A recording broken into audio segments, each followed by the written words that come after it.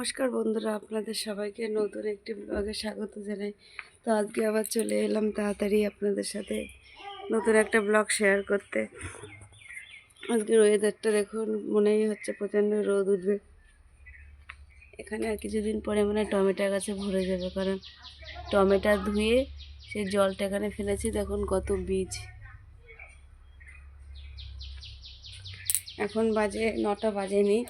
ছেলে পড়তে থেকে চলে এসছে, রান্না বান্না করছি।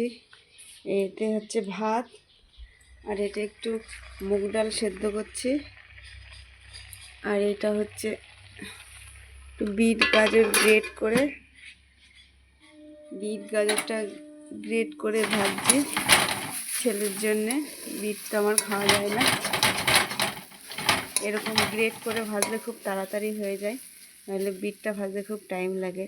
আর ছেলেকে যদি আগের দিন যেন বলেছিলাম, গ্রেট করে ভেজে বলেছিলাম লাল শাক, পরে বুঝতে পেরেছে। প্রথমে দেখে মনেই হচ্ছিল লাল শাক, ওপরে একটু বাদাম ছড়িয়ে দিয়েছিলাম। আর এইখানে একটু গাজর গ্রেট করা আছে, একটু লাউ, এই যে ক্যাপসিকাম কুচি। লাউ কুচিটা আমি এখন একটু ভাজবো, খাবো।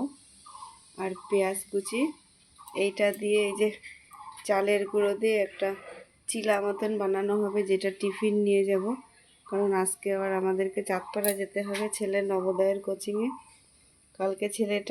কালকেও তো গেছিলাম ডান্সের জন্য চাঁদপাড়ায়, কিন্তু ছেলেটার খুবই দুটো ট্রেনেই বমি করেছে, বনগাঁ ট্রেনে, রানাঘাটের ট্রেনে।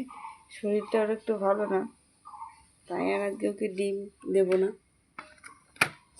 এইটা টিফিন নিয়ে যাব। তো এই তো ডালটা প্রায় সেদ্ধ হয়ে গেছে। ডালের মধ্যে একটুখানি পেঁয়াজ দিয়েছি, একটু গোটা রসুন দিয়ে, একটুখানি নুন গোলমরিচ দিয়ে সেদ্ধ করছি।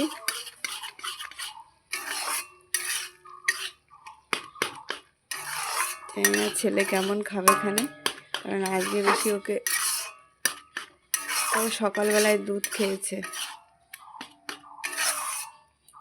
আজকে তো এইসবই রান্নাবান্না। টমেটোগুলো এনেছি, খাওয়ানোই হচ্ছে না, আমার খাওয়া যায় না বলে সব তরকারিতে দিই না।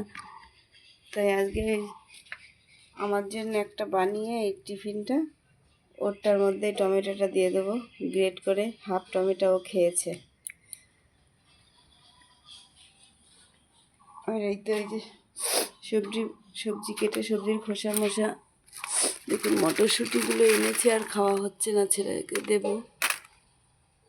আমি তো খাই না, ছেলেকে একটু দেব। তো আজকে শর্টকাটে সব রান্নাবান্না সব এই যে গ্রেট করে নিয়েছি, তাড়াতাড়ি হয়ে যাবে সবজি সেদ্ধ হতে। বিট গাজরটা প্রায় হওয়ার মধ্যে, এরকম গ্রেট করে ভাজলে খুব তাড়াতাড়ি হয়ে যায়। তো আপনাদের যদি ভিডিওটা ভালো লাগে, প্লিজ লাইক করবেন, কমেন্ট করবেন, শেয়ার করে দেবেন, আর আমাদের পাশে থাকবেন। দেখা হবে খুব শীঘ্রই নতুন একটা ব্লগে।